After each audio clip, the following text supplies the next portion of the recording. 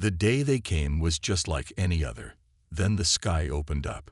Captain Ta-1 Kim stood on the deck of the EDF Defender, his eyes fixed on the massive ship that hung above Seoul. It was silver and smooth, with no visible engines or weapons. It simply existed there, defying gravity and human understanding. "Captain, we have a transmission," said Lieutenant Ju Park, her voice steady despite the tension. Ta-1 nodded. "Put it through." The screen flickered to life. The being on the other end looked almost human, but not quite. Its skin was pale blue, its eyes large and dark. It smiled. "People of Earth, we are the Serenity Collective. We come in peace and friendship." 3 days later, Ta-1 found himself in a room with the alien ambassador. They called themselves the Yunji. The world's leaders had picked Ta-1 to lead the first official meeting because of his calm mind and clear thinking. "Your world has much potential," said Yunji, its voice musical and soft. "We wish to share our knowledge with you." "That is very kind," said Ta-1 carefully. "But what do you want in return?" Yunji smiled. "Only friendship. War and violence ended for us 10,000 years ago. We seek only to help others find the same peace." The next weeks were a blur. The Serenity Collective shared medical technology that cured diseases humans had fought for centuries. They showed ways to clean the air and water. Their ships visited every major city, and everywhere they went, they spoke of peace. People loved them. World leaders welcomed them. Only Ta-1 and a few others kept their distance, watching. "Don't you think it's strange?" Ju asked one night as they looked over reports. "They give and give, but ask for nothing." Ta-1 nodded slowly. Everyone who gets something for nothing should wonder about the true price. But his words were drowned out by the world's excitement. The collective had promised to share space travel technology next. Humans would soon be able to reach the stars. At the next meeting with Yunji, Ta-1 tried again to understand. "Your people must have traveled far to reach us," he said. "Surely you need resources, supplies." Yunji's smile never changed. "Our needs are simple, Captain. We have visited many worlds in our journey. All are now part of the collective, living in harmony." "All of them?" Ta-1 asked. "Were there any who chose not to join you?" For just a moment, something cold flashed in Yunji's eyes. Then it was gone, replaced by the same gentle look. "None who truly understood our offer," Yunji said. "Peace is the greatest gift in the universe, Captain. Only the violent and primitive would reject it." That night, Ta-1 couldn't sleep. He stood by his window, watching the alien ship glow softly in the distance. His phone buzzed. "Captain, I found something." Ju's voice was tense. "I was looking at their star charts. Every system they visited has the same pattern of settlements and resources extraction on an enormous scale." Ta-1 felt a chill. What happened to the native species? "That's just it," said Ju. "They don't show up in the data after a certain point." The next morning, world leaders announced a global celebration to welcome the Serenity Collective as Earth's friend and partner. Crowds filled the streets. News channels showed nothing but the aliens and their gifts. Ta-1 watched it all from his office, his face grim. When Ju entered, he didn't need to ask what she'd found. Her expression said everything. "6 worlds before us," she said quietly. "All followed the same pattern. First contact, technology exchange, then military reduction as a show of peaceful intent. After that, the historical records just stop." Ta-1 looked out at the collective ship, gleaming in the sun like a beautiful deadly jewel. "They used peace as a weapon," he said softly, "and we're laying down our shields." Juwoo's eyes met his. "What do we do, Captain?" Ta-1 straightened his uniform. "We remember who we are, Lieutenant. Peace may be their weapon, but resolve is ours." 6 months passed since the Serenity Collective arrived on Earth. Their ships now hovered over every major city. Their technology had cut disease rates in half. Their energy systems had made power cheap and clean. And now they wanted something in return. Taiwan sat stiffly in the United Nations Hall, watching as Yunji addressed the world's leaders. The alien's voice was as smooth and pleasant as ever. "Friends of Earth, we invite you to join our collective fully," Yunji said, arms spread wide. "But true peace requires trust. We ask only one thing to show your commitment to harmony." The room was silent. Everyone waited. "Reduce your military forces by 70%, Yunji said. "Weapons breed fear. Fear leads to violence. This is the path all peaceful worlds have taken." Murmurs filled the room. Some nodded eagerly. Others frowned. "This is ridiculous," whispered General Han beside Taiwan. "They want us defenseless." But the world's politicians were already clapping. They had seen the wonders the collective could bring. Who needed armies when disease and hunger could be ended? 1 week later, Taiwan received new orders. He was to oversee the decommissioning of the Pacific Fleet. Half the ships would be scrapped. The rest would be converted to research vessels. "They're moving faster than I expected," Ju said as they walked through the naval base. Around them, sailors packed their things. Officers looked lost, unsure of their future. "Too fast," Taiwan replied. "Have you found anything more about those other worlds?" Ju glanced around, then lowered her voice. "Yes, but it's not easy. Their database access is limited now. I had to find alternative methods." Taiwan didn't ask what that meant. "Better not to know. The pattern is the same everywhere," she continued. "First, military reduction. Then, advisors placed in government. Finally, resource collection begins. The native populations are moved to smaller and smaller areas." "And then?" Taiwan asked, though he feared he knew the answer. "Then nothing. They simply disappear from the records." That night, Taiwan received a visitor. Do Yun Choi had been his student years ago, before joining the military's tech division. Now he looked nervous, constantly checking over his shoulder. "Captain, I shouldn't be here," Do Yun said quietly. "But you need to see this." He handed Taiwan a small device. On the screen was a map showing new construction sites around the world, all in places rich with rare minerals or fertile land. "They're building something, sir." The plans were hidden in their cultural exchange data packets. They call them habitat zones. Taiwan felt cold. "Not for us, I think." "No, sir. The specifications would be uncomfortable for humans." When Doyen left, Taiwan called Ju. "We need to meet. Bring anyone you trust completely." 2 days later, they gathered in Taiwan's cabin on the nearly empty base. Ju, Do-Yun, and 3 others Taiwan had known for years. He showed them what Do-Yun had found. "This is happening everywhere," he said, "and our governments are helping them." "What can we do?" asked Dr. Minji Kang, a physicist who had been studying the aliens' technology. "They control everything now." "Not everything," Taiwan said.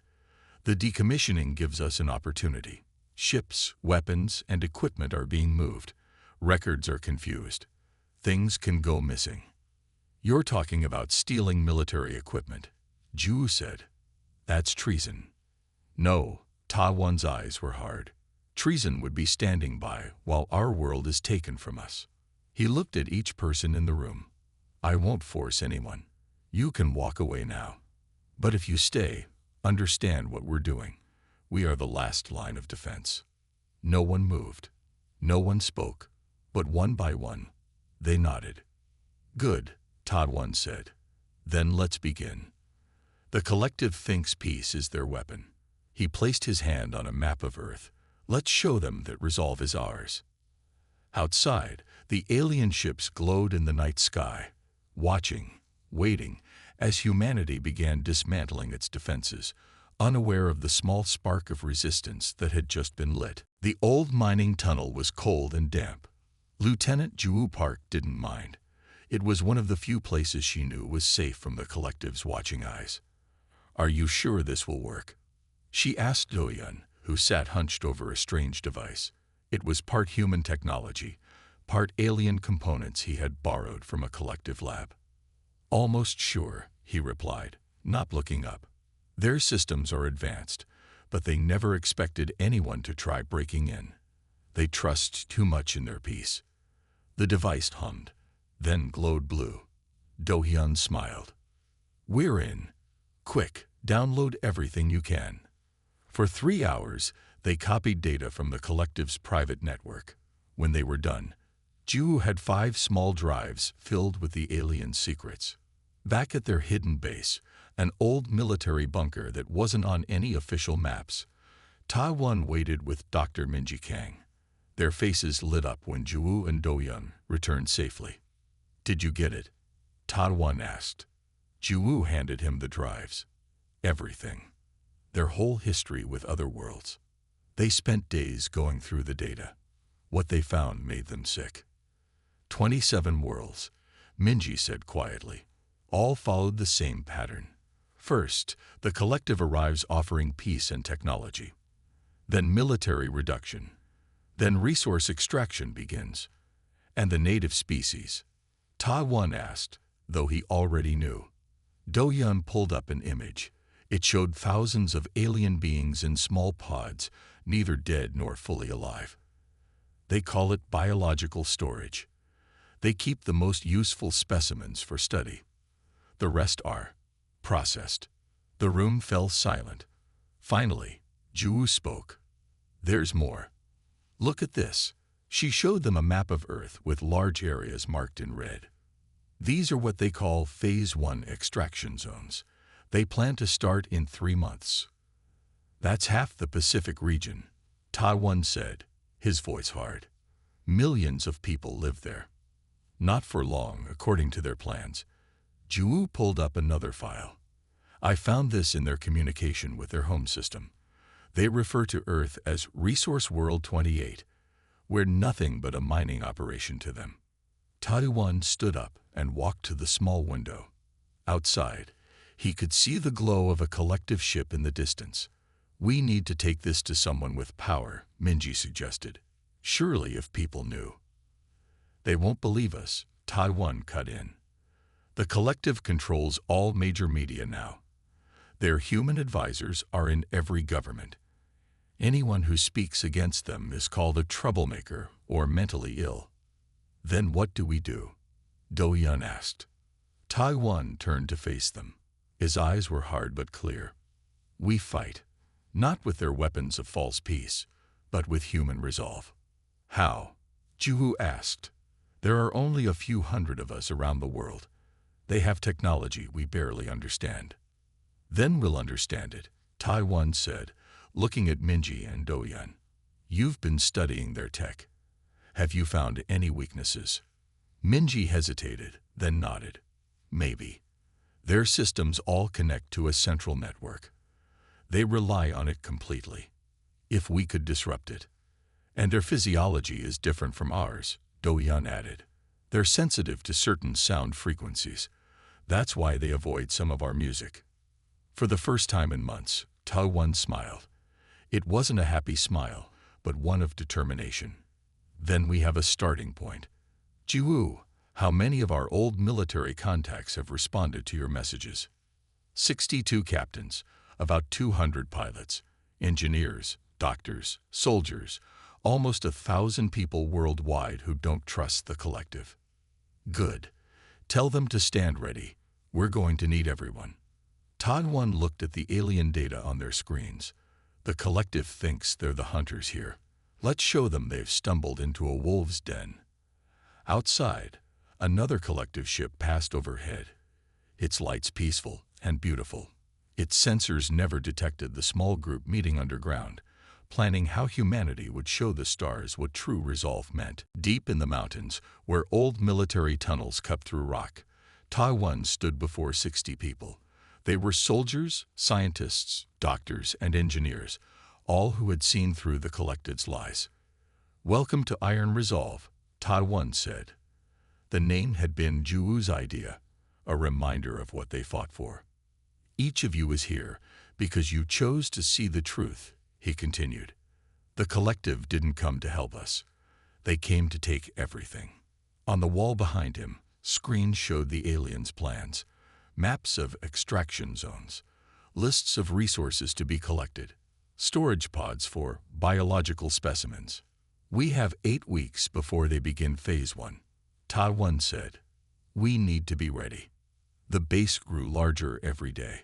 More people came as the collective's control tightened. Cities now had curfews. Peace officers, humans who worked for the aliens, watched for anyone who complained. In one corner of the base, Dr. Minji Kang worked with a team of scientists. They had set up a lab with equipment taken from abandoned military bases. The aliens use a form of energy we've never seen, she explained to Ta-1 during his daily check. It powers everything they have. But it has a strange pattern. She showed him a screen with waves moving across it. It pulses like a heartbeat. If we could disrupt that pulse, could we make a weapon that targets their technology? Ta-1 asked. Minji nodded slowly. Maybe. But we need more of their tech to study. In another room, Do-Yun worked with computers. His fingers moved quickly over keyboards as he tried to break into more of the collective systems. They're planning something big, he told Ju-woo, who had become his partner in this work. More ships are coming. Bigger ones. How many? She asked. 12, much larger than anything we've seen. They call them harvesters. Outside, the world changed. Collective ships now landed instead of hovering. They built tall silver structures that rose above cities. Cultural centers, they called them. But Ju-woo's spies reported they were really control hubs. 2 weeks later, Ta-1 called a meeting of all resistance leaders. People from around the world joined through secure links Do-Yun had created. Phase 1 begins in 6 weeks, Ta-1 said. We need to act. Here's what we know. He showed them what Minji had discovered about the aliens' energy source, what Do-Yun had learned about their networks, what Ju-woo's spies had seen of their bases. We can't fight them directly, Ta-1 said, but we can disrupt their plans. Delay them until we find a real weakness. A woman from Brazil spoke up. My team can hit their new landing pad in Sao Paulo. A man from Egypt added, we can target their communications array near Cairo. One by one, resistance leaders offered what they could do. A plan formed. Later, Ta-1 stood with Ju-woo, looking at a map showing resistance cells around the world. It's not enough, he said quietly. We can slow them, but not stop them. It's a start, Ju-woo replied. And we have something they don't. What's that? Everything to lose.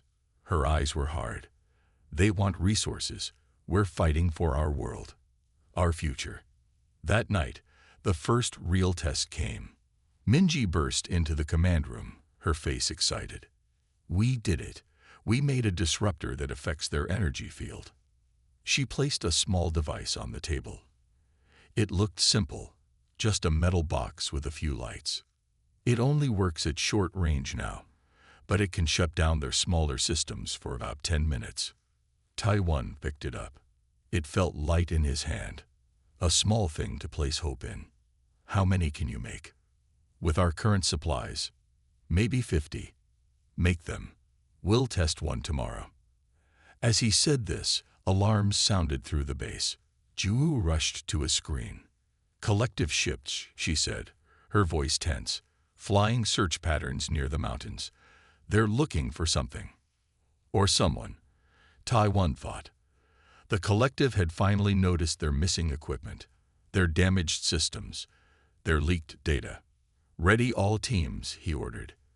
The time for hiding is ending. The time for fighting has begun. The collective's true face finally showed itself on a warm spring day. In 12 cities around the world, at exactly the same time, they began what they called habitat preparation. Ta-1 watched the news feeds in horror. Thousands of people were being forced from their homes. Collective ships hovered over neighborhoods while alien troops and human peace officers moved door to door. For your safety, the collective spokespeople said on every channel, temporary relocation while we improve your living areas. But Iron Resolve knew the truth. These were the first extraction zones. Once empty, they would be stripped of all resources. The people would never return home. "We move tonight," Taiwan told his commanders, "earlier than planned, but we have no choice." Minji handed out the disruptors to the strike teams. "Remember, they only work for about 10 minutes. You have to be close, within 50 meters. And they only affect their smaller systems," Do-Yun added. "Not the big ships, not yet." Ju-Woo spread a map on the table. "Our target is here, the relocation center outside Seoul. 5,000 people are being held there." As darkness fell, 3 trucks left the mountain base. They looked like normal delivery vehicles, but inside each one were 10 resistance fighters.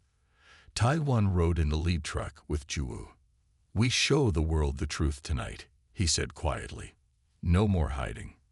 The relocation center was a large field surrounded by high fences. Inside, people huddled in groups. Children cried. Armed peace officers walked the perimeter. Above it all, a small collective ship hovered, its lights casting an eerie blue glow. The truck stopped half a kilometer away. The teams moved through the darkness, using trees and buildings for cover. "Team 1 in position," came the whisper through Taiwan's earpiece. "Team 2 ready," said another voice. "Team 3 set," reported the final group. Taiwan looked at Ju-Woo beside him. She nodded. "Begin," he ordered. The first disruptor activated with a high-pitched whine. The collective ship's lights flickered, then went dark. The peace officers' weapons and communication devices died in their hands. Confusion spread through the alien ranks. They had never expected an attack.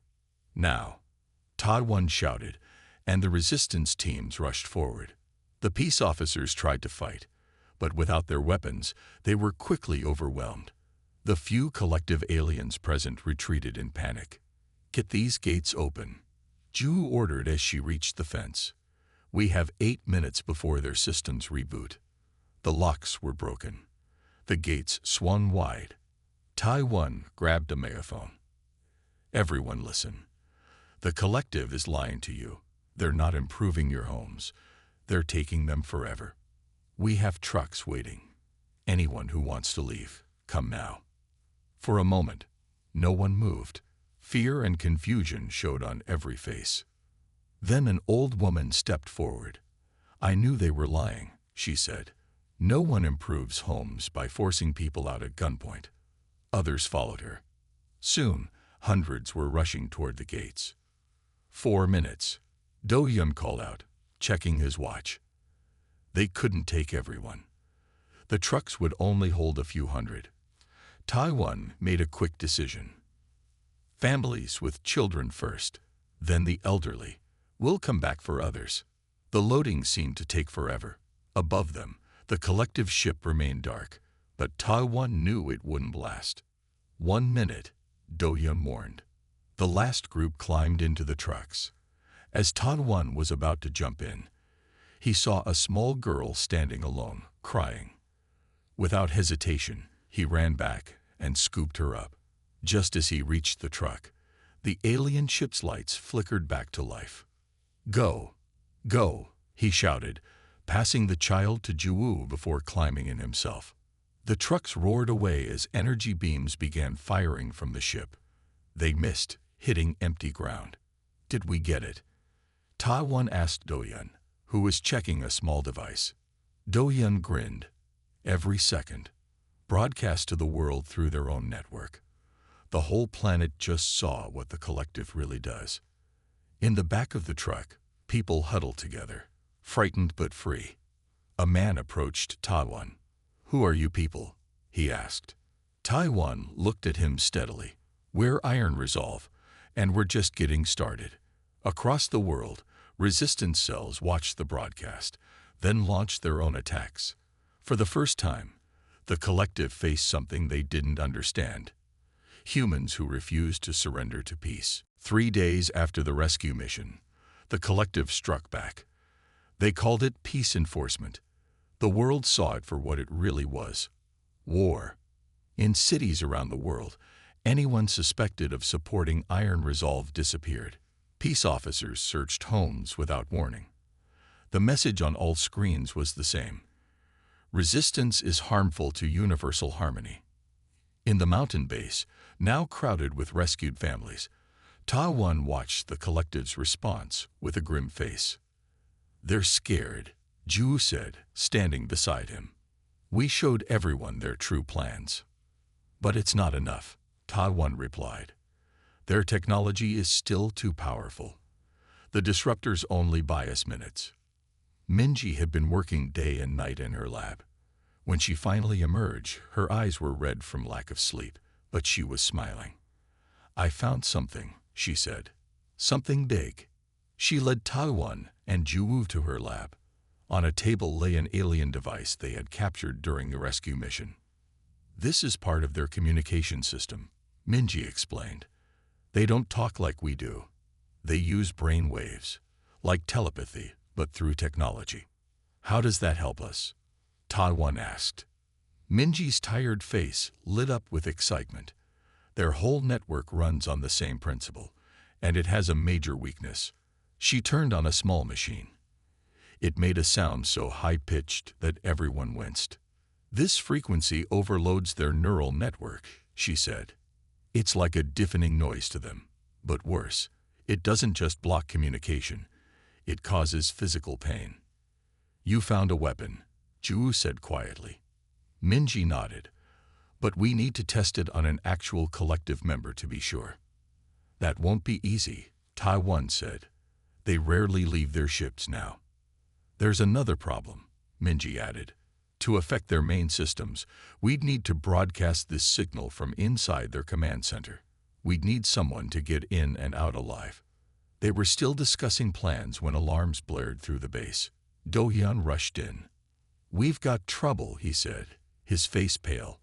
"I intercepted a collective message. They've located our base. They're coming, with everything they have." "How long?" Ta-1 asked. "Hours, maybe less." Ta-1 made a quick decision. "Evacuate everyone to the backup sites. Take all the equipment we can move. Destroy the rest." As the base erupted into activity, Ju approached Ta-1.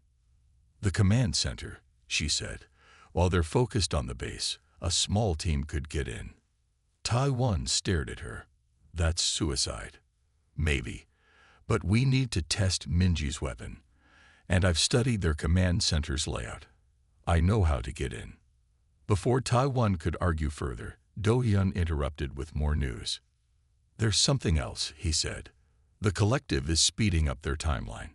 The harvester ships will arrive in 1 week, not 6. Once they're here, they'll begin full extraction." "What does that mean?"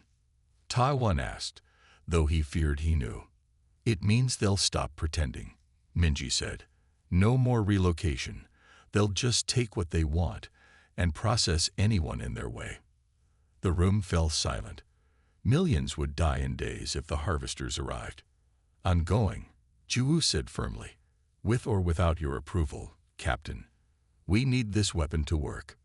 Ta-1 looked at her for a long moment, then nodded. "Not alone. Take Do-hyun and 2 others. Get in, test the weapon, and get out." "That's an order." 4 hours later, as the base emptied, Juwoo's team prepared to leave. Ta-1 helped them load Minji's device into a small van. "Be careful," he told Juwoo. "We need you alive." She smiled, but her eyes were serious. "What we need is to win." As the van drove away, Ta-1 turned to watch the last evacuees leave the base. Among them was the little girl he had rescued. She waved at him from a truck window.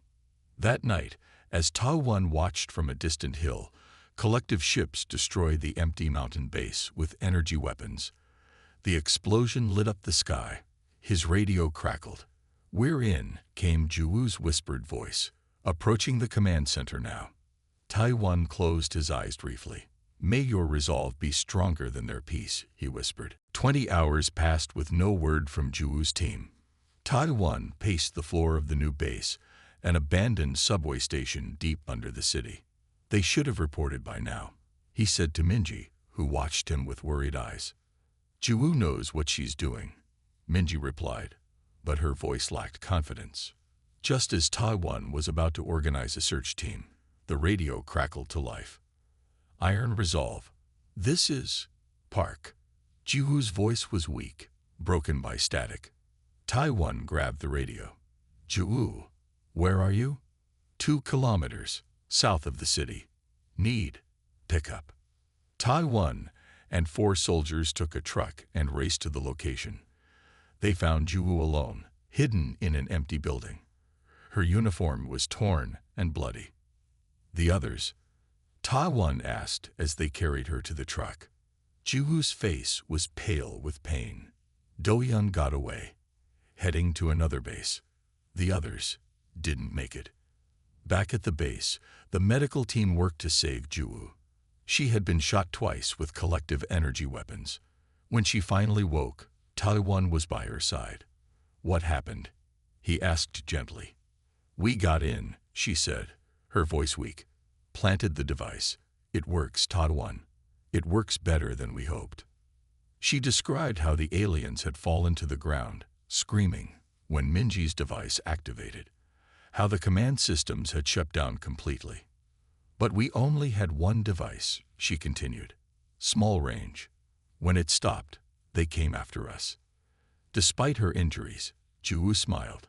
But we got something valuable. She handed him a small data drive. Their complete Earth invasion plan. And the harvester ship's arrival points. Taiwan took the drive to Minji. She studied it for hours, then called an emergency meeting. The harvesters will arrive at these 7 locations, she said, pointing to a map. Each one is a central control point for collective operations in that region. Can we stop them? Someone asked. Not all of them, Minji admitted. But we don't need to. Look at this. She showed them data from the command center. The harvesters all connect to a single control network. If we can disrupt even one with our weapon, it will affect them all. How big would the device need to be? Taiwan asked. Much bigger than what Juwu used, and we'd need to place it directly under a harvester when it lands. The room grew quiet as everyone understood what this meant. A suicide mission. There's one more thing, Minji added. I found their broadcast network codes. We can send a message to the whole world at once. Show everyone what's happening. Taiwan stood up. Then that's what we'll do. When the harvesters arrive, people need to know the truth. No more collective lies. The next 5 days were a blur of preparation. Minji built a larger version of her device. Resistance cells worldwide prepared to attack when the harvesters arrived. On the 6th day, Juwu insisted on leaving her bed to help, despite her injuries. I should lead the team that places the device, she told Taiwan. No, he said firmly. I'm doing it. Juwu started to argue, then saw his face. She knew that look. You've always been stubborn, she said softly. The next morning, 7 massive ships appeared in Earth's atmosphere. Each one was 10 times larger than any collective ship seen before. They descended slowly toward their landing sites. Taiwan gathered his team. 6 soldiers who had volunteered for what might be their final mission. Today we show the collective that humans don't surrender, he told them. Not to false peace, not to superior technology, not to fear. As they loaded the device into their truck, Minji activated the broadcast system. Across the world, every screen showed the same image. The harvester ships descending. Then Taiwan's voice reached every person on Earth. People of Earth, look up. Those are not ships of peace. They are here to take everything. Our resources, our world, our lives. The collective lied. But today, we fight back. Today, we show them human resolve. The truck engine started. Taiwan looked back at the base one last time. Juwu stood at the entrance, her hand raised in salute. Let's go, he told his team. It's time to harvest the harvesters. The harvester ship hung above Seoul like a metal mountain in the sky. It was so large it cast a shadow over half the city. Smaller collective ships circled around it like worker bees around their queen. From his hiding place 2 kilometers away, Ta-1 watched through binoculars. His 6-person team waited beside their truck, where Minji's large device sat covered by a tarp. "The ship is preparing to land," reported Sun-Ho, their scout. "Ground teams are clearing the area." Tai-1's radio crackled. It was Ju from the base. "All teams are in position worldwide," she said. "Everyone is waiting for your signal." Tai-1 took a deep breath. "Tell them to move on my mark." Not before. The plan was simple but dangerous. While resistance cells attacked collective bases around the world, Tai-1's team would get the device under the Soul Harvester. If it worked, all 7 harvesters would be affected at once. "They're landing," Sun-Ho said suddenly. "Look!" The massive ship was descending slowly. Peace officers were forcing people away from the landing zone. Collective troops moved in formation below. "Now," Ta-1 ordered, "let's move." They drove toward the landing zone, their truck disguised as a collective supply vehicle. Minji had copied their markings perfectly. At the first checkpoint, a peace officer stepped forward. Tai-1 held his breath. "Authorization," the officer asked. Sun-Ho handed over a fake ID card. "Final check of landing zone." The officer looked at it, then waved them through. Tai-1 silently thanked Do-Yun for his perfect forgeries. They passed 2 more checkpoints the same way. Then they were inside the landing zone, directly under where the harvester would touch down. "We have 5 minutes," Tai-1 said as they jumped out of the truck. "Get the device in place."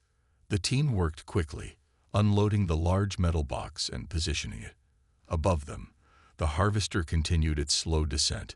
Its bottom hatch was opening, revealing strange equipment. "Those must be the extraction tools," whispered Hyun, one of the soldiers. "They look like giant drills." Tai-1 nodded. "Designed to strip the earth of everything valuable, including us." Minji had explained how the device worked. Once activated, it would broadcast the disruption frequency for 20 minutes before burning out. In that time, it should overload all collective neural systems connected to the network. "Device ready," reported Yuma, their tech expert. "Remote detonator set." "Back to the truck," Ta-1 ordered. "Quick and quiet." They were halfway to their vehicle when a collective patrol spotted them. "Humans, identify yourselves," called an alien voice. "Run," Ta-1 shouted. Energy beams hit the ground around them as they sprinted for the truck. Sun-Ho was hit and fell. Tai-1 turned back, but Hyun grabbed his arm. "He's gone, sir. We have to go." They reached the truck as more beams fired. Yuna was hit in the leg, but managed to climb in.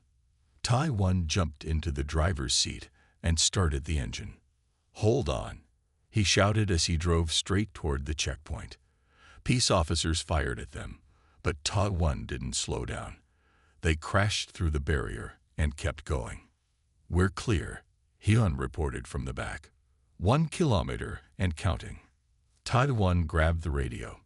"All teams, this is Iron Resolve Leader. Begin operations now." Across the world, resistance cells attacked collective installations. In London, Paris, Nairobi, Cairo, Tokyo, Sydney, and dozens of other cities, humans fought back against their would-be conquerors. When they were 5 kilometers from the landing zone, Tai-1 nodded to Yuna. "Do it." She pressed the remote activator. For a moment, nothing happened. Then the air seemed to vibrate with an invisible wave. The collective ships above them wobbled in flight. The harvester, now just meters from touching down, froze in place. Through his binoculars, Ta-1 could see collective members falling to the ground, clutching their heads. Their ships began drifting aimlessly or crashing into each other. "It's working," he whispered. His radio came alive with reports from around the world. The same thing was happening everywhere. All 7 harvesters were disabled. Collective forces were in chaos. "We did it," Hyun said, his voice filled with awe. "No," Taiwan replied as he watched humans worldwide fighting back against their stunned oppressors. We just gave humanity a chance. Now, the real battle begins. Behind them, the massive harvester tilted in the air, then began to fall. 3 months after the harvesters fell, Earth was a different world. The crashed alien ships stood as giant monuments in cities around the globe. Teams of scientists worked to understand and adapt the collective's technology.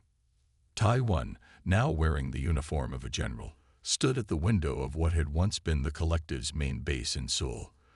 The alien structure had been converted into the headquarters for Earth's new defense council. "General Kim, they're ready for you," said Hyun, who had become his chief aide. Taiwan nodded and followed him to the meeting room. Inside waited representatives from every major nation.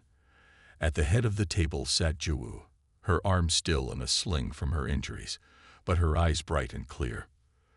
"The floor is yours, General," she said. Taiwan activated the display screen. It showed images of alien ships departing Earth's atmosphere 3 weeks earlier. The remains of the collective forces fleeing back to their empire. "They're gone, but not forever," Taiwan said. "We've translated more of their records. The Serenity Collective has conquered hundreds of worlds this way. They've never failed before." "Until they met humans," someone said, and several people smiled. "Yes," Taiwan agreed, "but they will return. Maybe in months, maybe in years, and they'll bring a real invasion force next time. No more pretending to be peaceful." A woman from the African Union spoke up. "Can we defend ourselves against such an advanced enemy?" Taiwan looked to Minji, who now led the scientific division. She stood and took his place at the screen. "We've learned much from their technology," she said, "especially from the harvesters. We now understand how their neural network functions. We can build better disruptors that work at longer range. And their energy systems," added Doyun, who had returned safely from his mission. His work decoding alien data had been vital to their victory. "We've already adapted some of their power sources to our own use. But our greatest defense is what they never understood about us," Taiwan said, taking control of the meeting again. "Human resolve. Our unwillingness to surrender, no matter the odds." He showed them a final image, a star map with hundreds of worlds marked in red. "These are all the worlds the collective has conquered," he explained. "Worlds where other species might still exist, held in what they call biological storage. Worlds that might join us against the collective if we can free them." The room was silent as people understood what he was suggesting. "You want to take the fight to them," Jiwoo said softly. "Not just defend Earth, but free other worlds." Taiwan nodded. The collective never expected resistance. They'd grown weak from easy victories. Their weapon was always deception, never true strength. He looked around the room, meeting every eye. "We have a chance not just to save ourselves, but to end their empire of false peace forever." The debate lasted for hours. Some argued for focusing only on Earth's defense. Others supported Taiwan's bolder plan. In the end, they'd reached agreement. 6 months later, Taiwan stood on the bridge of the first human starship built with adapted collective technology. Beside him were Jiwoo, Minji, and Doyun, the core of iron resolve from the beginning. "All systems ready, General," reported the pilot. Through the view screen, Taiwan could see 5 other ships, each representing different regions of Earth. Behind them, a dozen more were under construction. "This is just the beginning," Jiwoo said, as if reading his thoughts. Taiwan nodded. "Send the message to Earth Control." Jiwoo pressed a button. "Earth Defense Fleet is launching. Operation Liberation has begun." As the ships moved away from Earth, Taiwan thought about how far they had come. From a small resistance hiding in mountain tunnels to humanity's first step into the stars. "The collective thought peace was their greatest weapon," he said quietly. "They never understood that true peace comes from strength and freedom, not surrender." He gave the order to engage the new faster-than-light drive. The stars stretched before them as the small fleet jumped into the unknown. They used peace as their weapon, Minji said, but our resolve proved stronger. Taiwan smiled as Earth vanished behind them. Ahead lay stars, danger, and the chance to free countless worlds from the false peace of the collective. And that, he said, is the most human thing of all. The end.